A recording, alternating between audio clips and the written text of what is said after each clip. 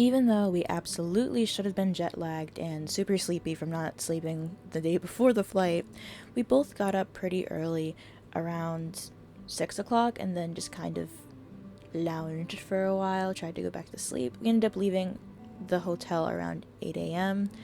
and walked back to the train station, which is the closest one to us.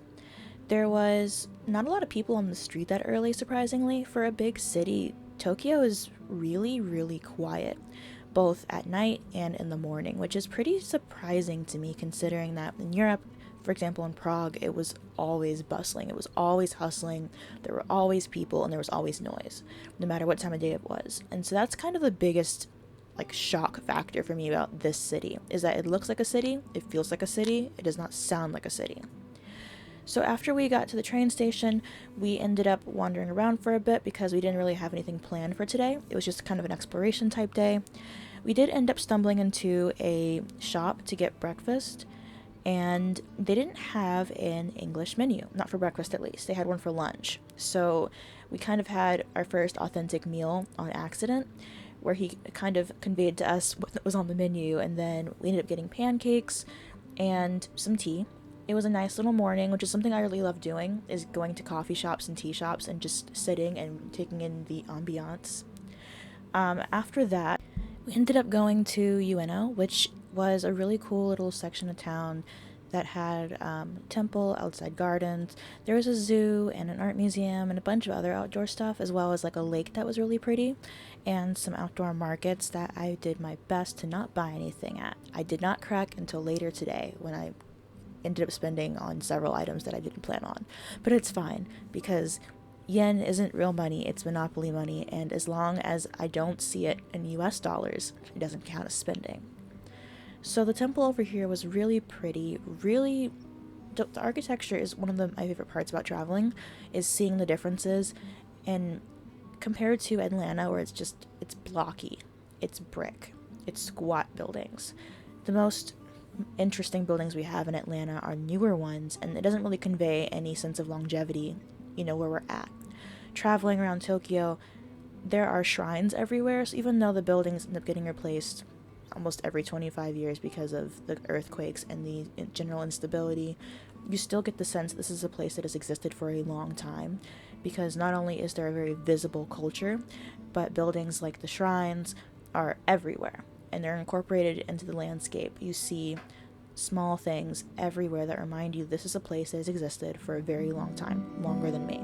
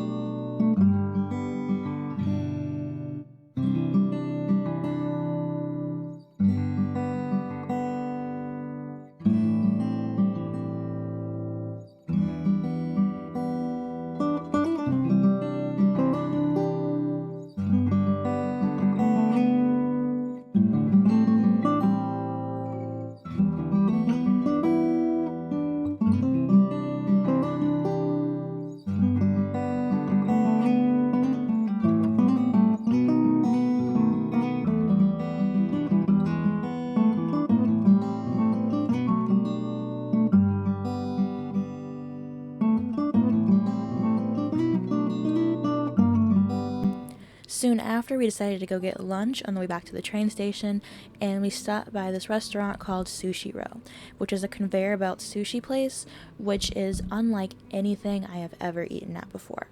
So first you come and get a reservation at this little kiosk, and then you go ahead and wait downstairs.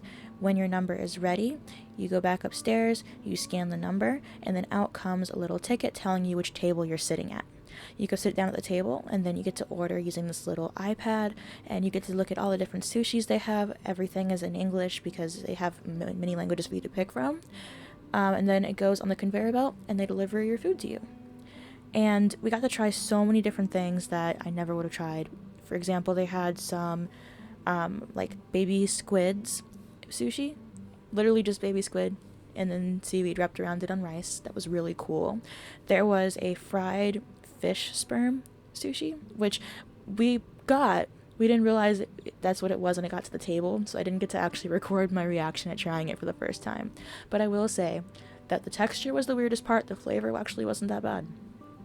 Beyond that, we probably had about 20 plates of sushi, and it ended up coming out to about $20, which means for two of us, with unlimited tea, with all of the sushi, we only spent about $10 a piece.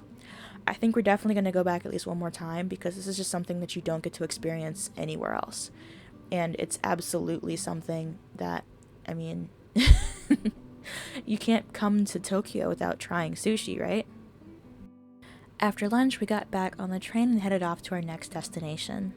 I will say it was a lot nicer of a ride when we weren't riding during rush hour. We actually got a chance to sit down, there was room to breathe, because when they say that Tokyo rush hour is insane, they definitely mean it. It was so packed earlier, and thankfully going in the middle of the day meant that we could actually get some time to look out the window, relax, sit down, and it was a pretty enjoyable experience. Next, we headed to Akihabara, which is a really cool shopping district. I actually didn't have the right converter to charge my laptop, so I was luckily able to stop at a store to pick up a converter before we decided to go shopping. And all these little buildings, there's quite a few arcades and anime shops. So we played a couple games, looked at some anime figurines, and then headed on our way.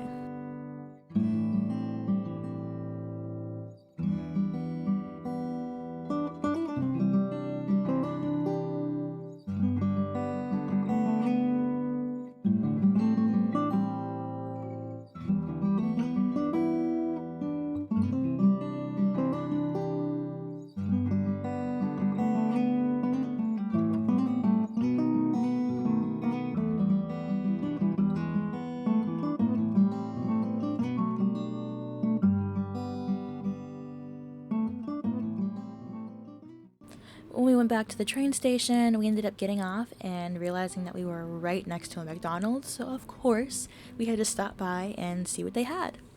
So we actually were really, really full from the sushi bar earlier, so we ended up just getting a soda drink, which has the most undescribable flavor. I don't know what flavor it was supposed to be because when it comes to ordering in foreign countries, it tends to just be me pointing at pictures and going, sure, I'll try that, without knowing what I'm trying. And this is definitely one of those instances. They do have a lot of really cool burgers and stuff that look a lot more appetizing and diverse than what we have available back home. Something that I've really noticed is that like even staples like McDonald's or KFC vary a lot depending on what country you're in, and surprisingly can be really good quality food, especially if you're on a budget. Although I feel like if you are on a budget and you want some good quality food, you can probably try something more regional like noodles. So we ended up getting this soda.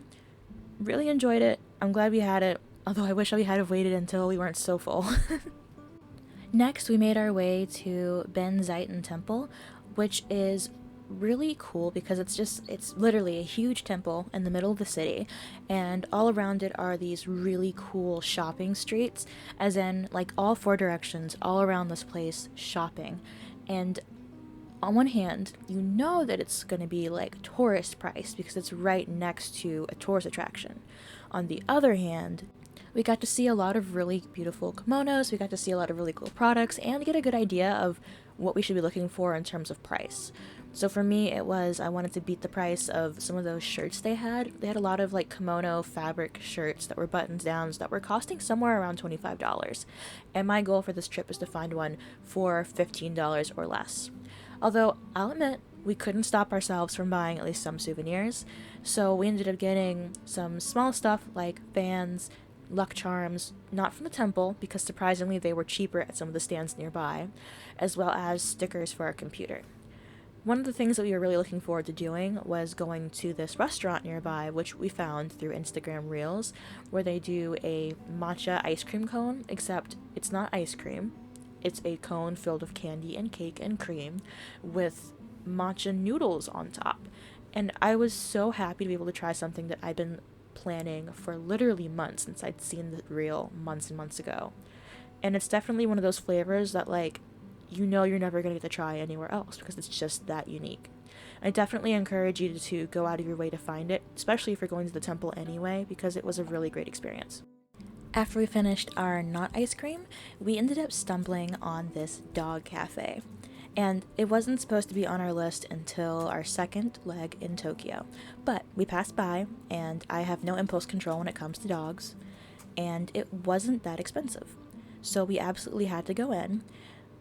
We took off our shoes, got a little thing of snacks to feed out to the dogs, and they absolutely swarmed. It made me want to adopt like 10 more dogs, even though I know I shouldn't. They were all really well behaved, super cute, and very, very friendly. It makes me really excited to see what the other animal cafes will be like because there's one that has hedgehogs, capybaras, snakes, and bunnies. And I'm really, really excited to see how those kind of animals react, especially with how excited the dogs were and how sweet they were. We only stayed for about 10 minutes because they charged every 10 minutes. They did require you to buy a drink, although the drinks were unlimited. We didn't want to really drink while petting dogs, so I just took mine to go. But overall, something that I would definitely recommend to anybody coming to Tokyo. Like, yes, it is touristy. Yes, it's a little bit on the pricier side. But dogs, puppies, look at how sweet they are. How could you resist? As we continued to explore, we actually ran into a Sanrio store that's shaped just like Hello Kitty. And I have to admit, my car back home was full of Sanrio plushies, mostly Gudetama and some of the more obscure ones because I was always cheap with what I bought. But they had a lot of stuffed animals here for surprisingly cheap prices, especially considering how much they go for back home, especially for brand name characters.